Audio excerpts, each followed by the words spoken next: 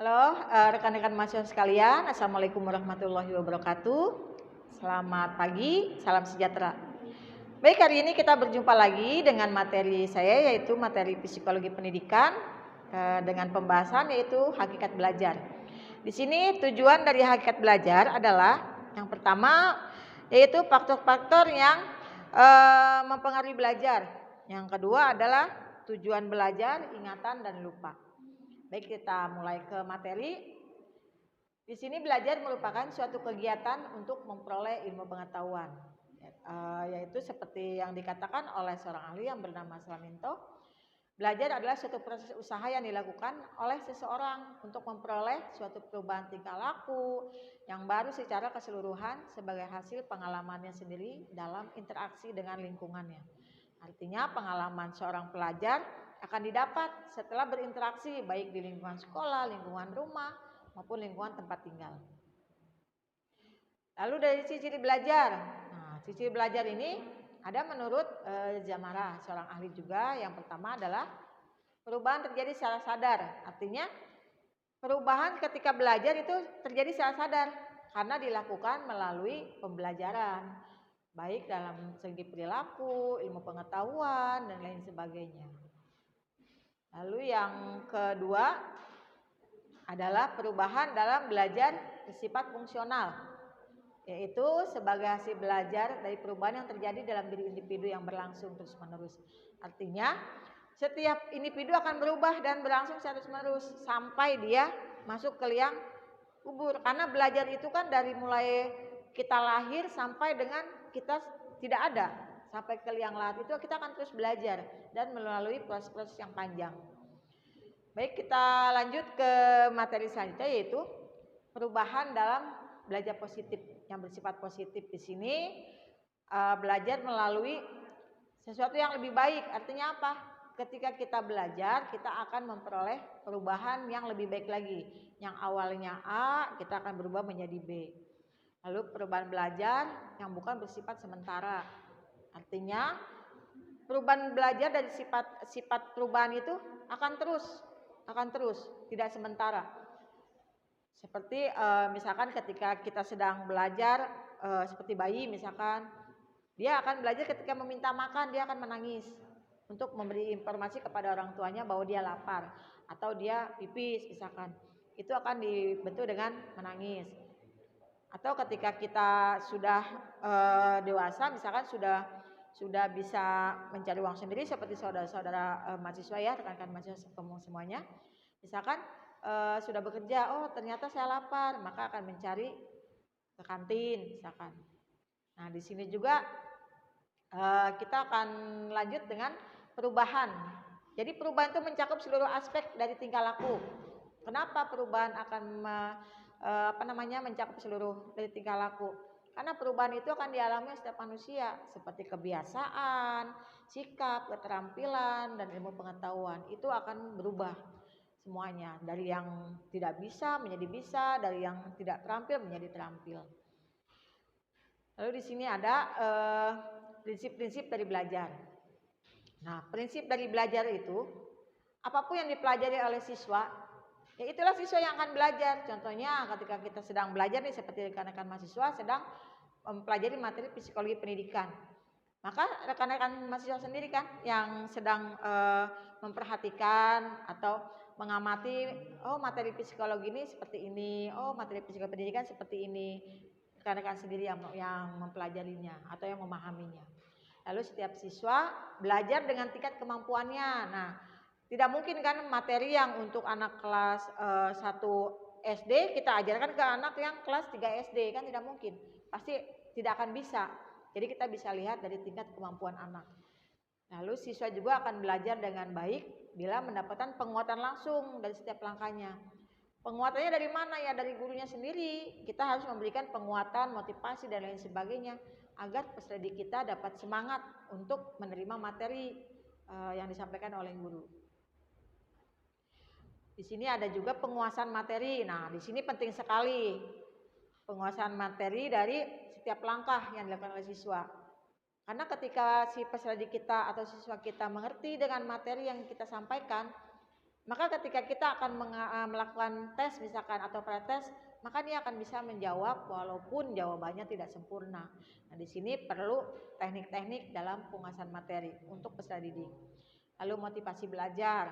Nah, di sini motivasi belajar juga sangat penting karena setiap kadang-kadang gini, guru sedang mengajar tapi dia tidak memberikan motivasi, dia hanya mengajar saja, menjelaskan materi saja. Tapi di sela-sela pembelajaran diharuskan guru tersebut memberikan motivasi untuk membangkitkan rasa tanggung jawab atau cara bagaimana dia memahami materi yang disampaikan oleh guru, itu kita harus beri motivasi. Lalu di sini ada faktor yang mempengaruhi proses belajar. Yang pertama adalah dari faktor internal. Internal itu berasal dari diri individu yang dapat mempengaruhi hasil belajar. Ketika individu sendiri sedang mengalami permasalahan atau sedang mengalami hal-hal yang tidak nyaman, baik di kelas maupun di rumah maupun di lingkungan rumah, maka dia akan terganggu pembelajarannya. Ketika datang ke sekolah, dia tidak nyaman dan tidak akan berkonsentrasi dalam menerima materi pembelajaran. Lalu ada faktor internal. Di sini faktor internal ada meliputi kondisi fisik dari individu, jasmani atau fungsi fisiologisnya atau panca inderanya. Kalau memang ada yang kurang nyaman dari sisi panca inderanya, mungkin akan menjadikan hambatan. Bisa saja ketika sedang sakit, bisa saja tidak bisa konsentrasi dengan materi yang disampaikan oleh guru. Lalu lanjut lagi dengan faktor psikologis, yaitu yang keadaannya seseorang yang dapat mempengaruhi proses belajar juga. Antara lain yaitu kecerdasan atau inteligensi. Di sini faktor inteligensi sangat dominan sekali ya. Karena dalam proses belajar, ketika faktor kecerdasan atau inteligensi siswa kita bermasalah, maka penyampaian materi yang kita sampaikan itu harus diulang. Karena tidak mungkin setelah kita menjelaskan, siswa tersebut akan mengerti apa yang disampaikan oleh guru. Maka perlu berulang untuk menjelaskan. Lalu motivasi, seperti saya ceritakan di awal, salah satu faktor yang mempengaruhi keaktifan kegiatan belajar siswa itu memberikan motivasi. Berikan kepercayaan bahwa siswa tersebut mampu menjalankan tugas yang diberikan oleh guru. Contohnya ya memberikan tugas di rumah, tugas kelompok, dan lain sebagainya. Lalu di sini juga ada minat. Nah, minat sendiri adalah kecenderungan dan kegiatan yang tinggi atau keinginan yang besar terhadap sesuatu. Oh, ternyata saya harus menjadi ranking kelas nih. Nah, di sini setelah diberikan motivasi, diarahkan minatnya. Bagaimana caranya agar bisa mendapatkan ranking kelas? Atau bagaimana caranya agar bisa naik kelas? Lalu sikap. Nah, sikap juga gejala internal dari si peserta didik kita.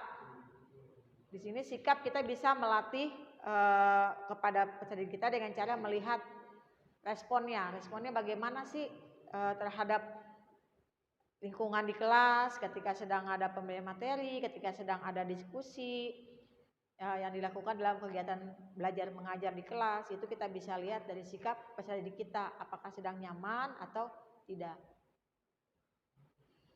Nah, lalu bakat. Nah, di sini bakat atau kemampuan dari seseorang yang menjadi salah satu komponen. Biasanya kalau proses belajar itu disesuaikan dengan bakat, misalkan ada anak yang senang mengarang atau menulis puisi.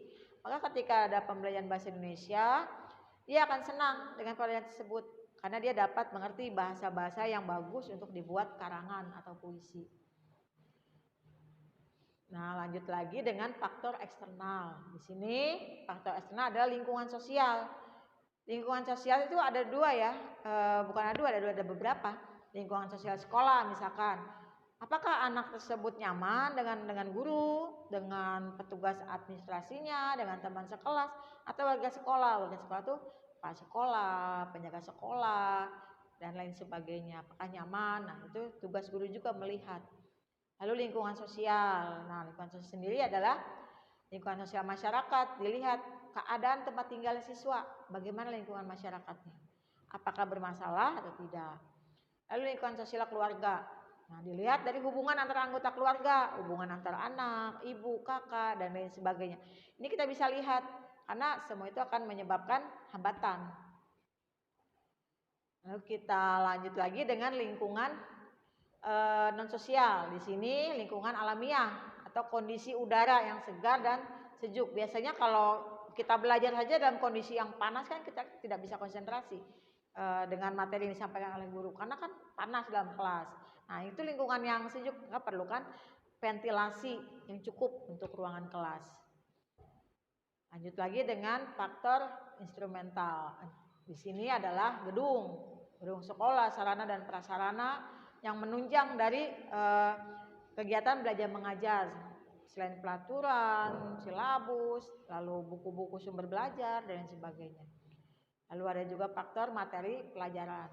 Nah, dalam faktor materi ini juga perlu sekali, karena materi dan metode ini saling berkaitan, disesuaikan dengan usia perkembangan siswa dan kondisi siswa. Karena kalau usia siswa misalkan dia harusnya SD kelas 6 diberikan pelajaran SMP, dia tidak akan mampu untuk menyelesaikan tugas yang disampaikan guru. Dan kondisi siswa, misalkan dia sedang sakit atau ada kelainan dalam sisi fisik, misalkan, itu juga tidak akan bisa